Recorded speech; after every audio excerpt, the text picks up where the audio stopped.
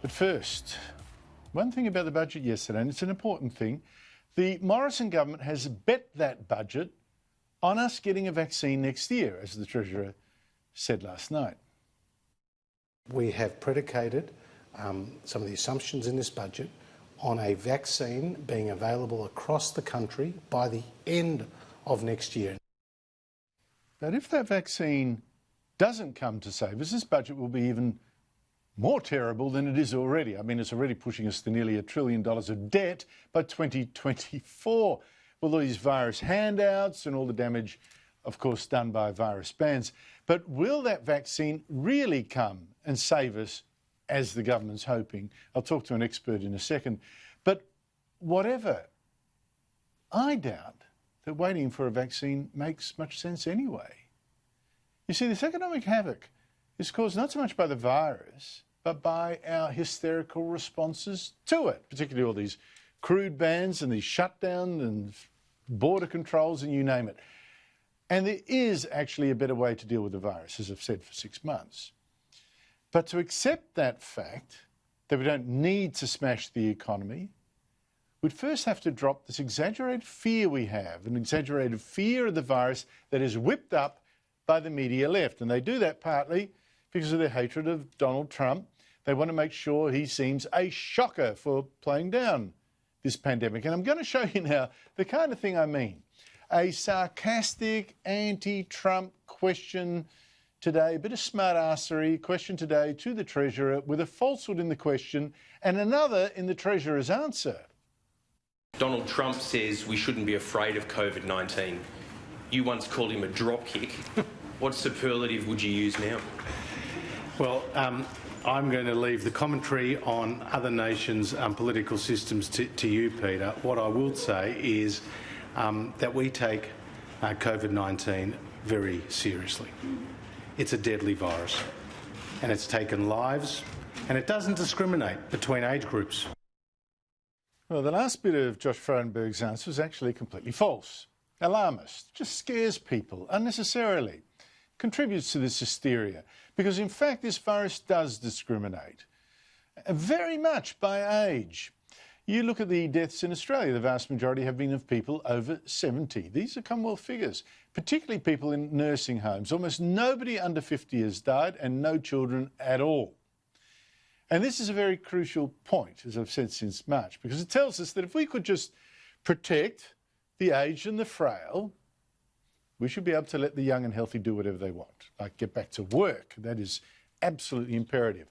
But it also said that the question asked of the Treasurer contained a falsehood. And it does. Donald Trump did not say, don't worry about the virus. He said something different, important, and true. Don't let the virus dominate our lives. And he had good reason to say that after his amazing recovery, it seems, from his own battle with the virus. I learned so much about coronavirus. And one thing that's for certain, don't let it dominate you. Don't be afraid of it.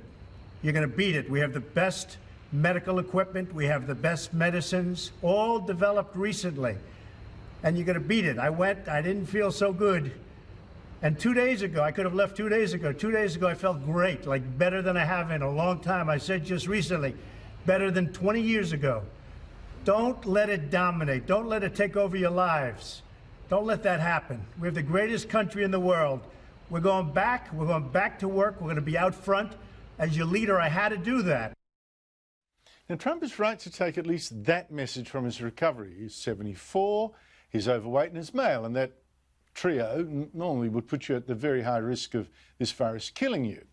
Instead, Trump bounced back, if you believe him and his doctors. He bounced back very fast after getting new treatments, which again brings me to what we're seeing in Europe, in which the ABC, again this morning, they always say, oh, look, huge second wave of infections in countries like Britain, France and Netherlands. They never say, although that first wave, the second wave of infections is so big, they never say, hey, listen, it's not actually killing people like it used to. Look at Britain, for instance.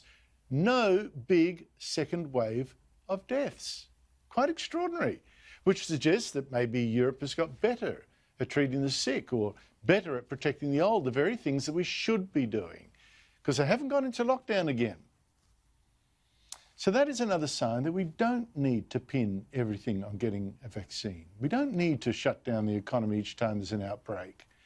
And now there are more calls from experts that is the wrong way to go. For instance, Tel Aviv University researchers have studied the movement of people in several countries through the cell phone records to see if there was a link between lockdowns in some countries and infection rates. And no, they found, in fact, extreme restrictions are uncalled for. What we need is fast implementation of social distancing. No big bans, just do the basics. And that, of course, is exactly the message in a new petition by experts from the universities of Oxford, Harvard and Stanford, leading universities. A petition signed so far by more than 2,500 scientists and nearly 3,000 doctors. They say no to lockdowns as well. They say those who are not vulnerable should immediately be allowed to resume life as normal. Keeping these lockdown measures in place until the vaccine is available will cause irreparable damage, which is what we've seen here. Last night's budget, all that debt. So, when I now hear commentators say, well, it could get much worse than what the budget says if a vaccine doesn't come as the budget sort of predicts, I say it doesn't have to be like that. Just cure this hysteria. Because then, even without a vaccine, we won't need lockdowns again.